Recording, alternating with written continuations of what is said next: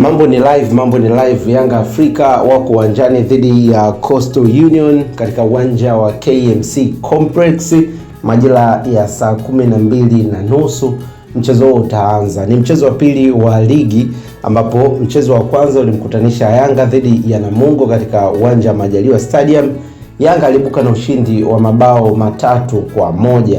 Sasa huu ni mchezo wa pili ambapo Yanga anakutana na Coastal, ikiwa mchezo wa kwanza wa Coastal akiwa Mkwakwani Stadium alikutana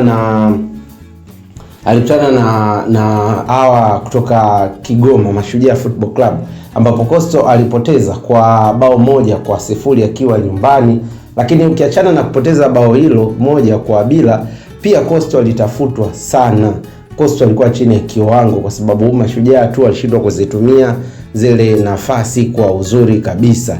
Leo hii ni mchezo mwingine wa ligi kuu. Yanga ambaye ana uchu na kutaka kutetea taji lake la ubingwa kwa mara ya 6 mfululizo, basi anakwenda kukutana na Coastal Union. Kiufundi mchezo umekaa vipi, basi nitakwenda kukuambia. Makocha wamejipanga vipi, lakini nani wa kuchungwa zaidi katika mchezo huu leo nitakwenda kukuambia. Kubwa zaidi kabla tujaanza, hii ni Gavana Media na mimi ndiye Gavana mwenyewe. Ni kuombe kwa heshima, ni kuombe kwa taadhima, ni kuombe uweze kusubscribe hapo chini, lakini uweze kulike na kucomment ili uwe wa kwanza kupata taarifa na matukio mengine ambayo yanakuwa yakipostiwa kupitia Gavana TV. Sisi ndio media ambayo tunakuwa kwa kasi zaidi, lakini wewe ndio unaweza kutufanya sisi tukue zaidi. Sasa Coastal Union leo wakiwa wanakutana na Yanga katika uwanja wa KMC Complex, rekodi aziwabebi Coastal. Kimsingi Yanga Afrika wamepata matokeo mazuri zaidi pindi ambapo wanakutana na Coastal Union. Haijalishi wako uwanja gani, hata akiwa katika uwanja wa KMC au hata Coastal akiwa nyumbani,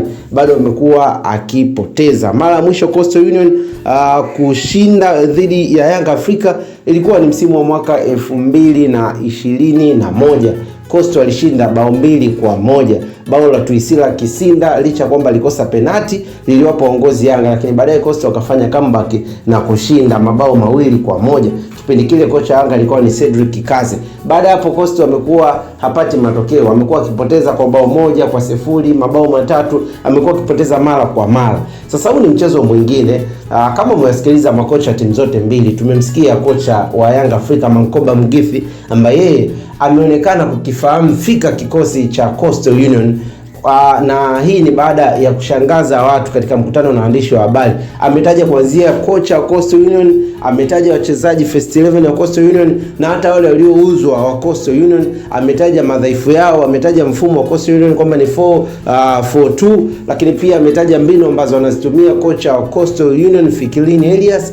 Pia ameweza kuibua changamoto ambazo Coastal Union wanazo, lakini hii inaweza ikawa ni vitisho tu kwa Coastal Union. Sasa kocha pia wa Coastal Union Fikilini Elias naye ameweza kuongea mambo mengi, lakini amesema kama Yanga wameweza kutustudy sisi kwa kiasi hicho, basi na sisi tumewastadi, tumejifunza na sisi tumewachunguza sana Yanga Afrika. Kwa hiyo itakwenda kuwa ni mechi ya kukata na shoka. Sasa wachezaji gani wa kuchungwa katika mchezo huu wa leo wa Yanga dhidi ya Coastal Union? Kwanza kabisa nikwambie tu mchezo wa leo Yanga Afrika kwanza wataanza na kile kikosi chao ambacho tunakifahamu, lakini pia wachezaji wa kuchungwa ni Peter Shalulile ambaye ni lazima aanze kwa sababu huyu ameonekana kuwa ni kipenzi cha kocha Mankoba licha ya uwezo wake, lakini pia wameshaifanya kazi katika huko Mamelodi Sundowns. Kwa hiyo safu ya ushambuliaji ya Yanga Afrika ndio safu ya kuchungwa zaidi kwa sababu leo kunakuwa na ongezeko la Stefan Ziski, lakini pia kuna ongezeko la Selemani Mwalimu kama ambavyo kocha Mankoba atahitaji kumtumia. Sasa ukimjumlisha Albert Kangwanda hapo, lakini pia ukimweka Cheick Tule hapo, unakuja kugundua Yanga wana safu bora na imara zaidi katika eneo la kushambulia. Bado hapo sijamtaja Hussein Zakwani ambaye amekuwa ni game changer, ambaye anaingia kipindi cha pili. Lakini pia safu nyingine ya kuchungwa zaidi ni safu ya kiungo ya Yanga Afrika ambayo pia imeonekana kuwa ni hatari zaidi chini ya Duke Ogaboya, Mudathiri pamoja na Maxim pia Zengeli. Wao wameonekana kuimudu sana. Imekuwa ni hatari zaidi kwa wakabili watu hawa hapa. Lakini pia safu nyingine ya kulinda ni safu ya ulinzi. Yanga Afrika kiukweli mchezo uliopita wameruhusu bao moja, lakini wakiwa wamefunga mabao matatu. Safu ya ulinzi pia imekuwa ni ngumu sana kupitika zaidi, kuruhusu mabao zaidi chini ya Djigui Diarra. Sasa pia Coastal wajipange katika hilo. Lakini pia kwa upande wa Coastal Union, watu gani wa kuchungwa zaidi? Coastal wamekuwa ni timu ambayo inatumia counter attack licha mfumo wake wa 4-4-2, lakini Coastal wamekuwa wakitumia sana mfumo wa counter attack. Sasa mabeki wa pembeni wa Yanga Afrika inabidi wawe makini zaidi. Hapa namzungumzia Shadrack Isaka Boka kama ataanza au ataanza Mohamed Hussein kwa sababu naye yuko fit, lakini pia upande wa Yao Kwasi kama ataanza au ataanza Kibwana Shomari, basi inabidi wajiandae kuzikabili counter attack za Coastal Union kwa sababu mara nyingi zimekuwa zikipitia pembezoni mwa uwanja, na hii ndio silaha ambayo Coastal wanatumia katika kutengeneza mashambulizi. Coastal watakaba nyuma yao, watakaba roadblock katika eneo lao, lakini watakushambulia wewe kwa vipindi, kwa counter attack. Kwa hiyo Coastal silaha yao kubwa ni counter. Kama utaweza kuzizuia counter za Coastal Union, basi wewe eneo lako la ulinzi liko salama. Lakini pia eneo lingine la kuchungwa zaidi la Coastal Union ni katika eneo lao la ulinzi. Wamekuwa wakilinda vizuri.